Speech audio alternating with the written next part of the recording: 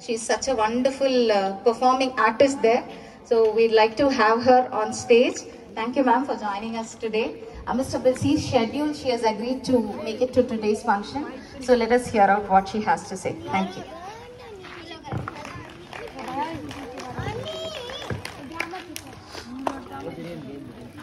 Good morning, everyone. அனைவருக்கும் இனிய காலை வணக்கம்.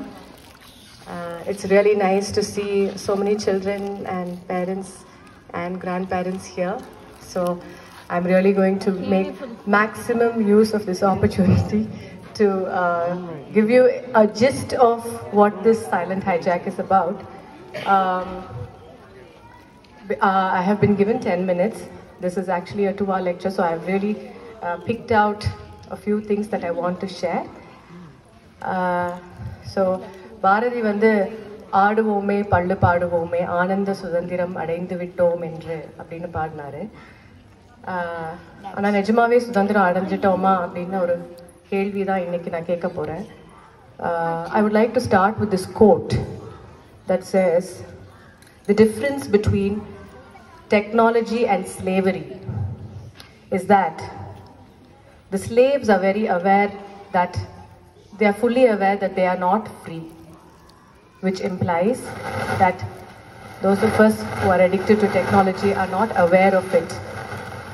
We are also slaves, actually much worse slaves than we were, I would say, before we got our freedom today. And this is what I'm going to talk about today. So I'm going to invite you all to see if you can choose to be free for the next 10 minutes by switching off your phones and exchanging it with your neighbors and leaving it aside for the next 10 minutes. Those of you who are okay doing it. Hello? Yeah. So, the silent hijack, it is a talk on the intellectual and cultural consequences of the internet. So basically, internet nala என்னலாம் நடக்குது அப்படிங்கிறது தான். இந்த talk வந்து நான்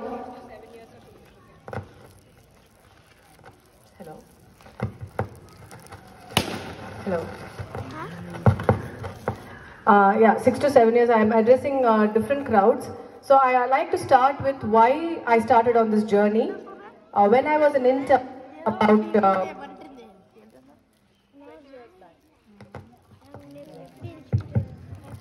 I was in Chennai, and I always like to start with the story to tell you why I went on this journey. So I have a daughter who's 15 and a son who's 13, and until COVID I had given them 0 gadgets, not even TV, no iPads, no phones, absolutely nothing.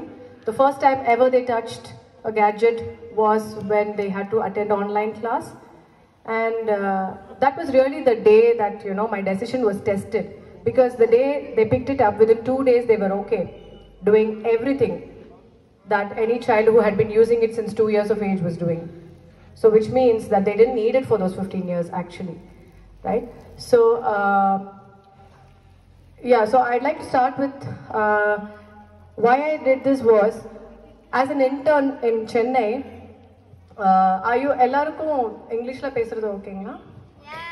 Yeah. Okay, so I used to get the Hindu. Many of you, the older generation, will know that the Hindu crossword was something that was, you know, interesting to solve. It is also considered very difficult to solve, the Hindu crossword. So during my internship, I used to have some free time. I used to buy the Hindu and I used to do the crossword a lot. And I used to be very happy that I used to get about 70% of it average. I used to be able to solve, and I was very proud of it. And then after my internship, I had a 3-month gap during which, you know, before my post-graduation. So on the 3 months la enna achuna veetla vande there was an internet connection, those dial-up connections, not like today, you know. And I used to spend about an hour online on search engines, searching for different things. Actually, appo vande there was not much social media or anything like that. You had to go look for stuff, and I was basically only researching about my post-graduation and maybe some other things. I was playing chess online and few other things. And the 3 months there was exposure to gadgets for me. And then I went back to my post-graduation in Davangere. Anga poi post graduation pandrappo one of my friends said, have you done this Hindu crossword? I had forgotten about it. Then I was like, yeah, I used to do it, so let's do it. And we thought lunchtime we'll do the Hindu crossword. So the next day onwards I started buying it, and after 3 months I was going back to the Hindu crossword, and I looked at the first clue across, and I read it, and my mind was just blank. I could only see Google it, because my mind had already made this connection that there is a very easy way of finding the answer, which is to just Google the clue and you will get the answer. Of course, by principle I didn't do it, but it was really a eureka moment for me. It was a very enlightening moment for me, that something that I was able to do 3 months back, I was not able to do now, after just about half an hour to 1 hour of internet time in my life. And that is the day I decided that I will keep the internet at a distance, and I will let it inside only when and how much I want it to. And I'm very, very, very happy with the decision that I made, and I have zero regrets. So for the past 20 years, I have been researching very intensely on this topic of what the internet does to the human brain. And this is the content of the topic. I'm going to pick out a few things and tell you. So, mostly, most of us think that vision is the first thing that comes to mind. Whenever I ask children why is bad, screen time is bad, they tell me vision. Second thing parents are concerned is about the content. That what are they seeing? Are they seeing some content which is inappropriate for their age? Well, let me tell you this. There is way more things that you need to worry about than these two things. This is the least of your concern. So, how does it affect the human brain? Most of us know that 0 to 2 years the human brain over 300 grams to 900 grams, or 350 grams to 1050. 3 times it triples in size. 0 to 2 years. Right? With the increase in size, there is also a lot of other things happening. Which is, our brain number of cells doesn't increase. We have the same number of brain cells from the time we are born till the time we die, but what changes is the connections that form between these cells, which is called the synapses. Right? The synaptic connections that form. I don't have my presentation, but I just ask you to imagine, like, when in a newborn baby, if you see the cells that are far apart, and there'll be a few connections here and there. Not all cells are connected to each other. But if you look at a child who is 6 to 7 years of age, you will see that these connections are really millions of connections are formed. Adhe brain or cross section eduthu thirupiyum 15 vayasula pathingana, these connections would have reduced, which is normal. That is, pruning happens. Pruning is trimming. Trimming of these connections happen depending upon what is in the environment of the child. So what is relevant, what is irrelevant engiradhu vandu nama brain edha nama thiruppi pandromo and the connection strengthen agum, edha nama pannalayo adu weaken agum, it will be lost permanently also. And these are the connections your child is going to retain for the rest of their life, which is the path of least resistance. So going back to how my brain said Google it, right?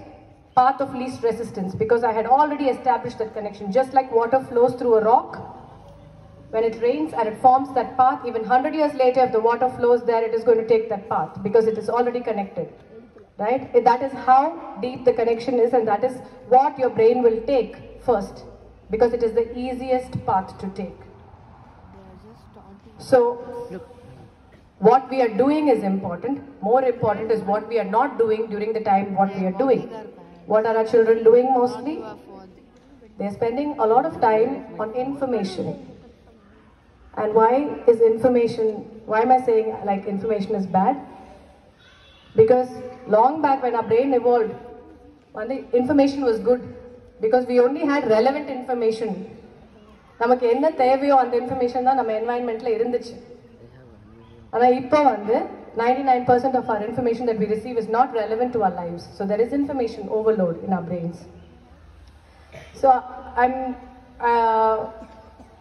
when there is information overload, enna agumna, multitasking and we are all very proud that we multitask. But what happens when we multitask?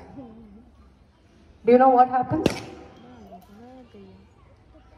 The brain is not capable of multitasking at all. If I tell you that there is absolutely no such thing as multitasking. What is happening essentially when we are doing cooking and driving and talking on the phone, not cooking and driving, but maybe driving and talking on the phone and trying to listen to a conversation from your child, whatever is happening in your environment, is essentially that your brain is switching between one thing and the other. It is tuning in, tuning out, tuning in, tuning out, tuning in, tuning out.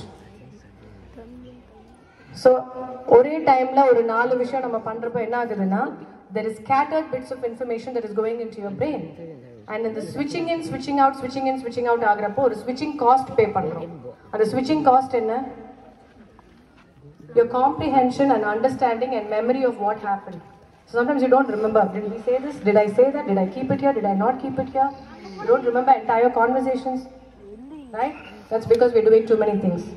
So now, this is for an adult. Just imagine for a child, right? A child who's forming these connections. What should they be forming? They should be forming one-on-one connections with the people in the house, outdoor connections with their physical body, right? These are the connections that are most important in a growing child, which they're not getting, and a device can never replace it. So, as a pediatric dentist and a school teacher, I want to share my observations. So I deal with children between the age of 0 to 16, 17. And in the last 6 to 7 years, what I am seeing consistently is communication deficit in children. When I say communication deficit, I am not just speaking about speech delay. What I'm seeing is a child not communicating with the body, eyes and words. Abdina, appropriate content. இப்போ நம்ம ஒரு கேள்வி கேட்குறோன்னா அந்த குழந்தை அதுக்கு தகுந்த மாதிரி பதில் சொல்கிறாங்களா, அதுக்கு ஏற்ற பதில் சொல்கிறாங்களா, or is he just talking? Many parents get actually very upset and they tell me, no, he talks a lot, but is he talking relevant to the context, or he is just spitting out facts, or is he just asking you questions because he's not able to engage in a conversation with you? That is the difference, right? Secondly, attention. Being able to focus, pay attention, sit in a place, make eye contact and talk to you. That is lacking. So, I can tell you with a lot of honesty and pride that when a child walks into the clinic, I already know within a few seconds if the child has been exposed to gadgets or not. Just from the way he looks at me or does not look at me, from the way he sits on the chair, all these things are indicative of whether or not. And it has come to such a bad point where I congratulate the parents when I see a child who talks normally, which should be actually normal for everyone. ஒரு 4 வயசு குழந்தை வந்தா பேசணும், கேட்குற கேள்விக்கு பதில் சொல்ல முடியணும். ஆனால் இப்போ அது ஒரு ரேரிட்டி ஆயிடுச்சு ஆக்சுவலாக. அந்த மாதிரி இருந்துச்சுன்னா நான் பேரண்ட்ஸை கங்க்ராச்சுலேட் பண்ணி good, you've done a good job, I tell them. And then I feel very sad. Sometimes it actually breaks me down to see children who are 4 or 5 years old, normal, who are not able to. Of course, there are other conditions. I'm not discounting that at all, but I'm talking about where it has been a loss only because of screen time. Right? That is something we can avoid. So, one small thing I'd like to tell you. Important thing is many of you must be aware already that there is something called dopamine, right? Can you get for us, bro? So what happens is every time we get any information, we have a dopamine surge. Dopamine is a pleasure hormone or a happiness hormone. It makes you feel high, it makes you feel good. The same dopamine that is there in your brain, which is getting secreted in your brain when you smoke or drink or do drugs. The same addiction hormone is called dopamine, which will also be secreted when you receive any information. Does not matter whether it is good information, bad information, relevant information, irrelevant information, you will still get dopamine in your head. Right? So why did our brain evolve to give us so much dopamine? Because as hunter-gatherers, when we lived, whatever was there was relevant to us. அப்போ if he should be successful, if he should be able to be the leader of the tribe, or he should be able to find a mate, then he should have more information about his surroundings. Then that gives him an advantage. Therefore, our brain evolved to give us dopamine every time we receive new information. But today, it is working against us. Because the information we are receiving is not relevant to us, but we're still receiving and we're still getting us dopamine high. So we're training our brain to be all the time hyper-excited. That again brings us to ADHD, Attention Deficit Hyperactivity Disorder, which we see a lot more now, which is secondary to gadget use in many cases, and there is also something called secondary autism, which is coming up now, very similar. So these are all in many ways related to gadget overuse and very early gadget use in children. So many parents ask me, but alugra mathavanga ellarum kudukranga enna idha eppome vandu ana adam pidikkran குழந்தை வந்து அடம் பிடிக்கிறாங்கன்னு சொல்லிட்டு ஒரு 12 வயசு குழந்தையோ இல்லை 10 வயசு குழந்தையோ வந்து போர் அடிக்குது அப்படின்னு சொன்னா I'm very sorry to ask this, some of you might get offended, but will you give him a pack of cigarettes or a bottle of alcohol to drink? Will you open your bar cabinet and give? Will we do that ever? No. But we feel okay to give them a smartphone, which is million times more worse for their brain. Right? So I just want you to take this back. Just because they ask does not mean it's good for them, and it is us adults who have to say no. And delayed gratification is very good. Now everything is Instamart, Instagram, everything is Insta. Delayed gratification not only for material things but for information also is very good. And on the delay time la dhaan or concept introduce pandrona, on the delay time la dhaan vandu there is time for wonder, for imagination, for deep thinking, for reflection, all these things which make us human. Right? So give them that time. Give them time to get bored. Give them time, one-on-one time. Give them daydreaming time. Give them outdoor time. Give them time with your parents, with your grandparents, uncles, aunts and peers. Right?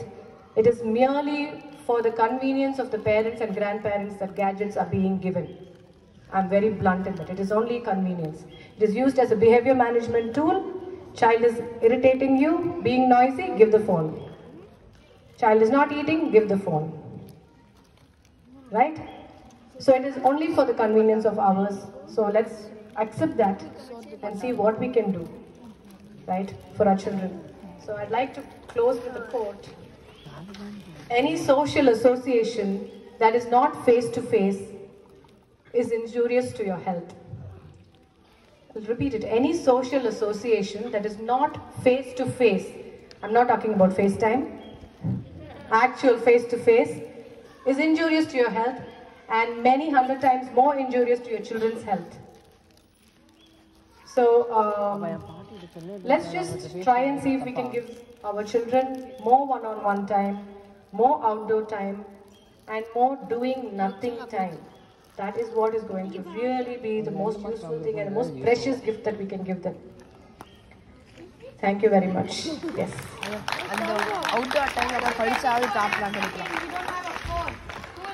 Saying no to phones at all. I have a social media account, but being aware of how much, when, is the most important thing.